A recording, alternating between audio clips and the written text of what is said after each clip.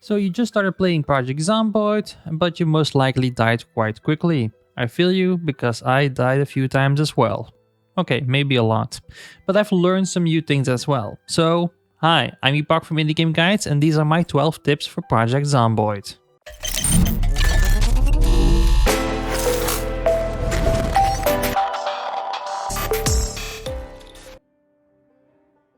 First off, watch TV whenever you can. During the first 9 in-game days of your playthrough, there will be educational shows at fixed times that will increase certain skills by merely watching TV.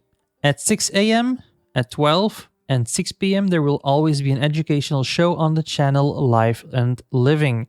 These shows in the morning and the noon are always cooking and carpentry, while in the evening it can be either fishing, farming, foraging, or trapping. This is a great way to level up your skills, but you will just need to be in front of your TV at those times. If your character doesn't have a watch just yet, try looting one from a dead zombie and be sure to set an alarm so you won't sleep in for the morning show.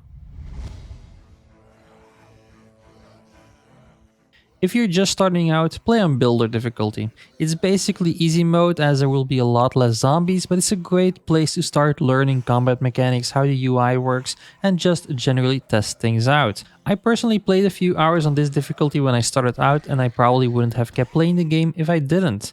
Project Zomboid can be very frustrating at first when you do not understand the basics, so just take it easy and play on easy.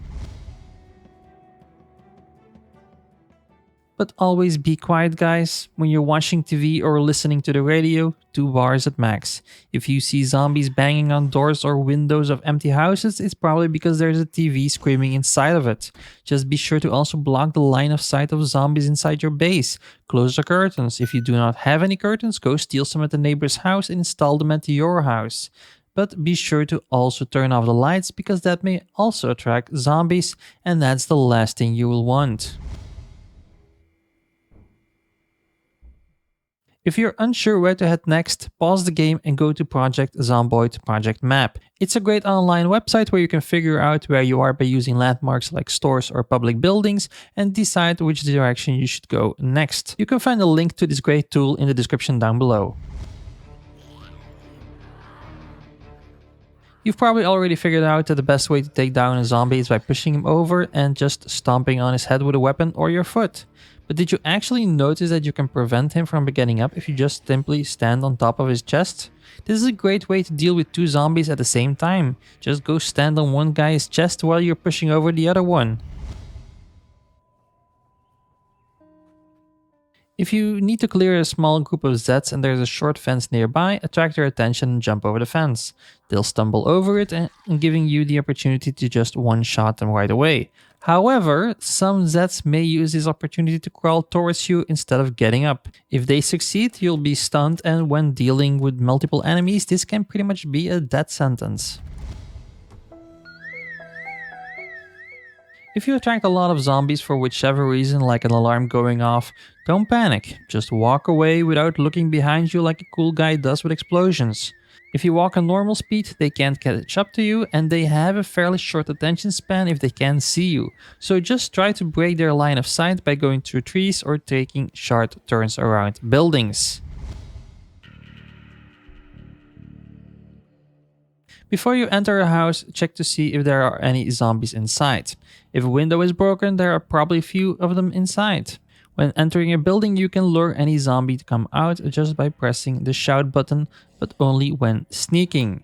Your character will quietly whisper, but if you're not sneaking while doing this, you will actually shout normally and every zombie outside will know where you are as well. You can also just press the spacebar against the door, it'll make him do the shove animation, which plainly comes down to knocking on the door. Just wait a second after to see if someone answers.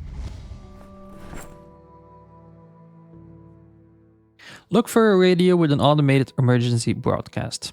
Now, not all radios have access to it, but it's worth looking for one. Essentially, every hour, on the hour, a broadcast will sound and it will give you the current day and tomorrow's temperature, weather events, and cloud conditions, along with the power grid status. Now, if they mention something like a severe weather alert, that means a blizzard or tropical storm is heading your way. If they announce air activity detected, a helicopter is inbound to your location. Knowing these things ahead of time will save you. Trust me on that. I guarantee you will die in this game. It's just a matter of time. But when you do, you can make a new character in the same world and go find your previous character. You can go loot his or her body, you can still use the same base, the same car, they will still all be there. Personally, I do not do this because I think the scrambling for resources is just so much fun that I just start a new world each time. A working car is a lifesaver for many reasons. Not only can you transport a lot of supplies or traverse huge distances, but there are also some in-game events that may force you to relocate as quickly as possible.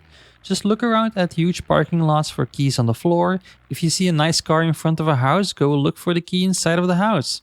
Now, cars increase your survivability a lot, but do not use them to mow down enemies, because they break down just as easy and they are quite annoying to repair, especially if you do not have the skills, the supplies, or the gear.